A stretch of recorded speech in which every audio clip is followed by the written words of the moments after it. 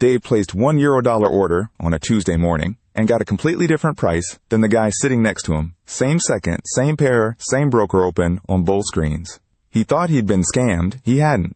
He just didn't know this market has no address, no opening bell, no single price for everybody, and that gap in his knowledge cost him real pips before he understood what happened.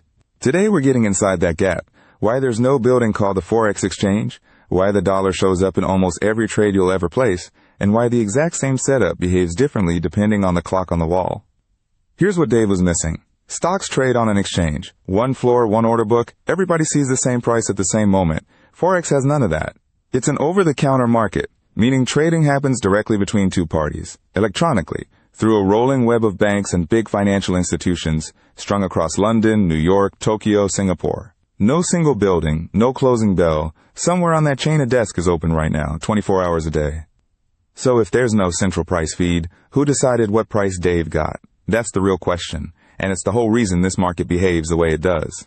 In an over-the-counter market, nobody is forced to trade with anybody. Every bank and broker in that network quotes its own price, based on its own risk, its own client flow, its own reputation for actually honoring a quote. A trader, or a bank trading on his behalf, can shop around, comparing who's offering the tightest price right now, who's reliable, who won't slip you a few pips for fun. Dave's broker simply routed him to a different counterparty than his friend. At a moment, quotes weren't identical across the network.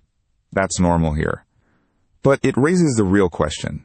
Out of every currency changing hands in that web, which ones actually show up the most?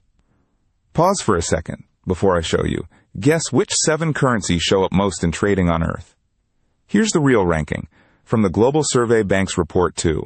The US dollar first, by a landslide. The euro second. The Japanese yen third. Then the British pound, the Chinese yuan, the Australian dollar, and the Canadian dollar rounding out the top 7. Notice the gap between the dollar and everyone else isn't small. It's not first place by a nose. It's first place by an entire body length. Which begs the obvious question. Why does one single currency dominate a market that spans the whole planet? Here's the number that sounds like a typo until you understand it. The dollar sits on one side of roughly 88% of all currency transactions on Earth. Not 88% of dollar trades, 88% of everything. Euro to yen, pound to franc, doesn't matter. Dollars are usually involved somewhere in the chain, even when neither trader wants dollars at all. Dave assumed euro-dollar was just two currencies meeting. It's actually the world's default meeting point. So what makes one currency the meeting point for the entire planet's money? That's structural, and it starts with something central banks hold in vaults. Every country's central bank keeps a stash of foreign currency on hand, called foreign exchange reserves. It's the emergency fund a government uses to pay foreign debts, defend its own currency, or settle trade when needed. Look at what's actually sitting in those vaults worldwide. Well over half of all reserves held by central banks everywhere are dollars. Not the local currency of a rich neighbor, not gold, dollars. That fact tells you the dollar isn't just popular with traders. It's trusted by governments as the safest place to park national savings. But trust doesn't happen by accident.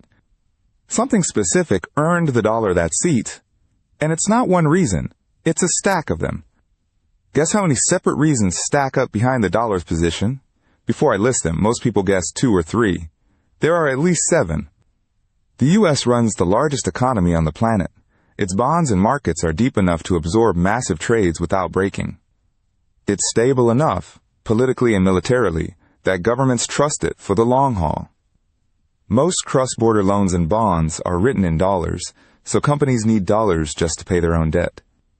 And it's the default medium for trade between two countries that don't even use the dollar at home. Stack all 7 together, and you get a currency that's less a national currency and more the operating system world trade runs on. Oil is priced and settled in dollars almost everywhere on Earth, no matter which two countries are doing the deal.